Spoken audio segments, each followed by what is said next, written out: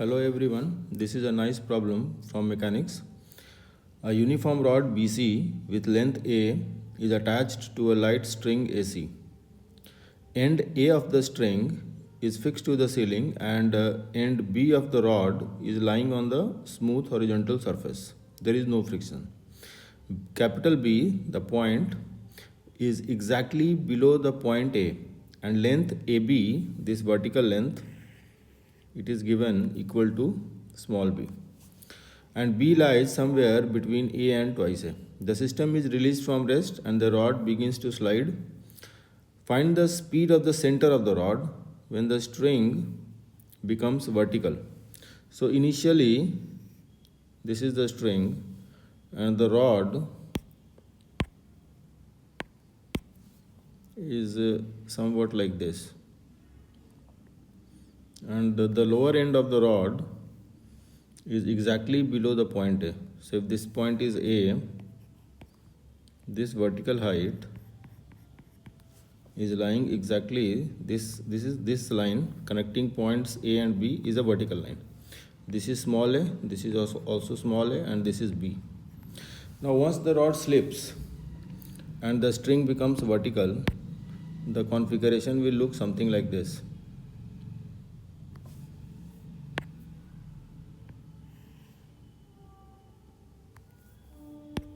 Let us say this is the horizontal surface.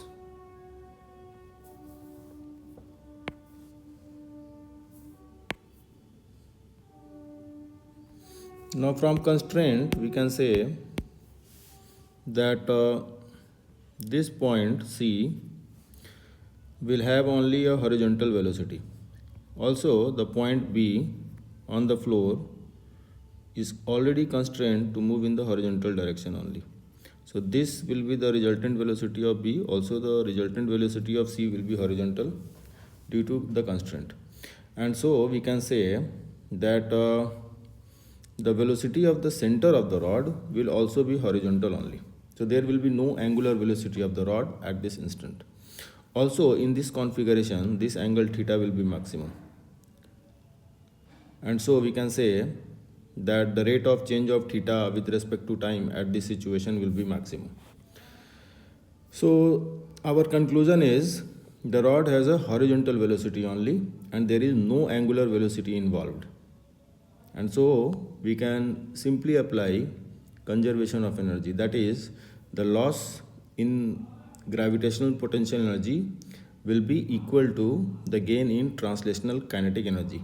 So if m is the mass of the rod, we can write the gain in kinetic energy will be half mv square, where b is the velocity of the center of mass of the rod. In fact, all the points will have a common velocity b at this instant because the rod is in pure translation at this moment. And so this gain in kinetic energy can be written as the loss in potential energy. Now what was the initial potential energy? Initially the center of the rod was at a height b by 4 from the ground, and at this instant, since this is a, the length of the string is a, and the total vertical height was b, so this length that is left is b minus a only, and the center of the rod in this position will be at a height b minus a by 2 only. So the initial potential energy was mg into b by 4, and the final potential energy is mg into b minus a by 2, and their difference will be the gain in kinetic energy. If you solve it further, m gets cancelled, and this can be easily solved like if you expand the second term, you get gb by 2 minus minus plus ga by 2. So b square by 2 becomes equal to ga by 2 and minus gb by 4. So 2 can be cancelled, and so b comes out to be equal to square root of g into a minus b by 2.